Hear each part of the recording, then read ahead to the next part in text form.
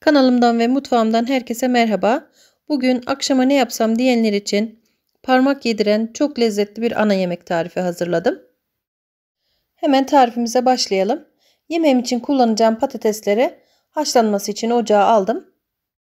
Ve patatesler haşlandığı sırada diğer malzemelerini yıkayıp hazırladım arkadaşlar. Şimdi doğruyorum.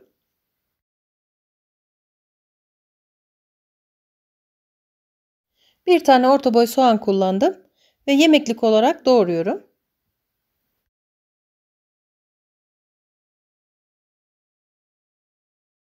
Yemeğim için kullandığım bu malzemeleri önceden böyle doğrayıp hazırlayınca daha kolay oluyor arkadaşlar. Sırası geldikçe ekliyoruz yemeğimizin içerisine. Sivri biberleri de yine aynı şekilde yemeklik olarak doğradım. Bir kabın içerisine aldım. Şimdi domatesleri doğruyorum. Ben bu arada domatesin kabuklarını soymayı unutmuşum arkadaşlar. Tam yemeğin içerisine eklediğim sırada aklıma geldi. Sizler domatesin kabuğunu soyarak yaparsanız daha güzel olur.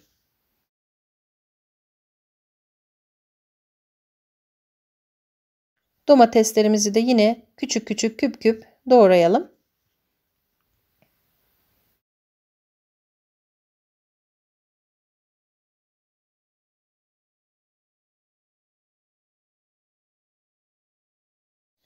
Domatesleri de doğrayıp kabın içerisine aldıktan sonra sarımsaklarını doğruyorum küçük küçük. Bu sarımsakları da domateslerle birlikte ekleyeceğim için domates kabının üzerine alıyorum. Ve yemeğin içerisine ekleyeceğim tüm malzemeleri doğrayıp hazırladığımıza göre pişirmeye geçebiliriz.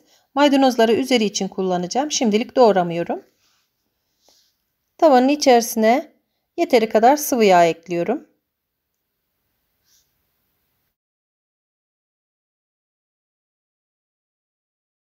Tavamızdaki yağ ısındıktan sonra yemeğimizin kuru soğanını ekliyorum. Şöyle bir soğanını karıştırıyorum yağ ile. Ve hemen üzerine doğradığım sivri biberleri ekliyorum. İkisi birlikte pişecek.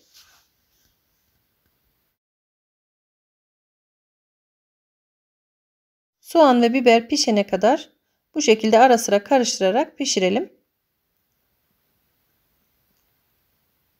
Şimdi soğan ve biberin rengi biraz döndü gördüğünüz gibi. Üzerine 500 gram kıyma ekliyorum.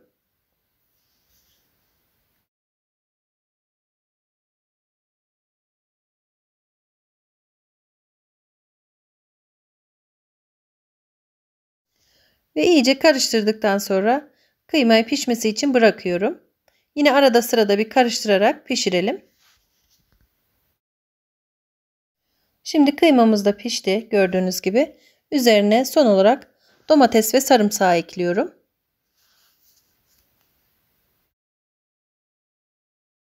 Tam domatesleri bu döktüğüm anda kabuklarını soymadığım aklıma geldi ama artık dönüş olmadığı için mecburen o şekilde ekledim.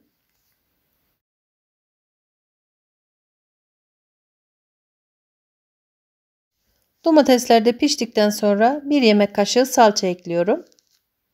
Ve baharat olarak karabiber, kırmızı toz biber ve tuzuyla birlikte ekleyerek karıştırıyorum.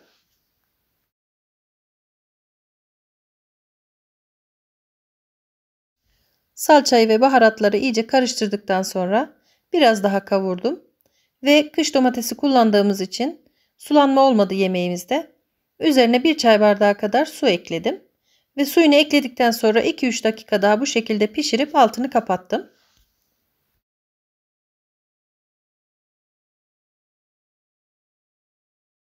Yemeğimiz için haşladığım patateslerin kabuklarını soydum ve hemen soğumadan eziyorum. Yemeğimi yapacağım tepsinin içerisinde eziyorum arkadaşlar. Sıcak olmasına dikkat edelim. Çünkü içerisine ekleyeceğimiz tereyağının erimesi gerekiyor. 50 gram kadar tereyağı ekliyorum içerisine. Eğer patates sıcak olmazsa tereyağı eritmek biraz zor olacağı için patateslerimiz sıcak olmalı.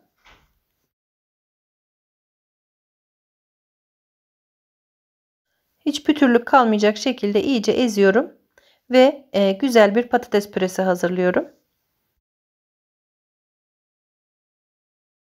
Patates püremizin karabiber ve tuzunu ekledim. Damak tadınıza göre miktarını ayarlayabilirsiniz. Ve yarım su bardağı süt ekliyorum. Gerekirse biraz karıştırdıktan sonra tekrar ekleyeceğim.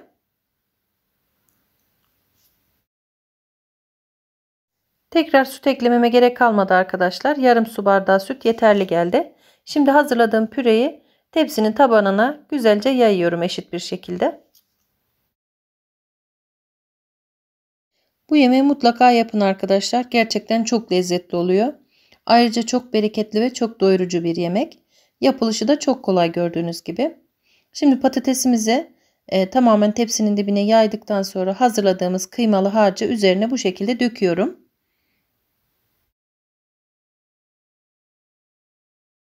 Ve kaşıkla düzeltmeler yaparak tamamen patates püresinin üzerini kapatıyorum. Yemeğimizin yapılışı bu kadar arkadaşlar. Son olarak üzerine kaşar peyniri ekliyorum.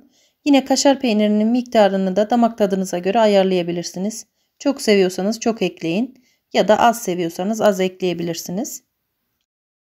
Ve önceden ısıtmış olduğum 200 derece fırında bir 15-20 dakika kadar beklettim. Üzerindeki kaşar peynir eridikten sonra fırından aldım ve üzerine maydanoz serpiyorum. Ve şimdi yemeğimden bir dilim alarak sizlere göstereceğim kıvamını.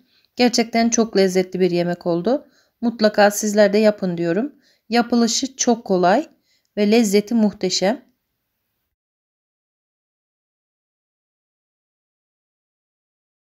İster misafirlerinize, ister ev halkına mutlaka yapmanızı tavsiye ediyorum. İkram ettiğiniz herkesten de tam not alacaktır ve herkes çok beğenecektir. Bundan emin olabilirsiniz. Garantisini verebilirim. Yemeğimin kıvamı bu şekilde arkadaşlar. Şunu tekrar belirtmek istiyorum arkadaşlar. Yemeğimizin yapılışı çok kolay gerçekten de. Tüm malzemelerini önceden pişirdiğimiz için fırında çok fazla bekletmenize de gerek yok. Sadece üzerine eklediğiniz kaşar peynir istediğiniz kıvamda eriyene kadar bekletmeniz yeterli olacaktır.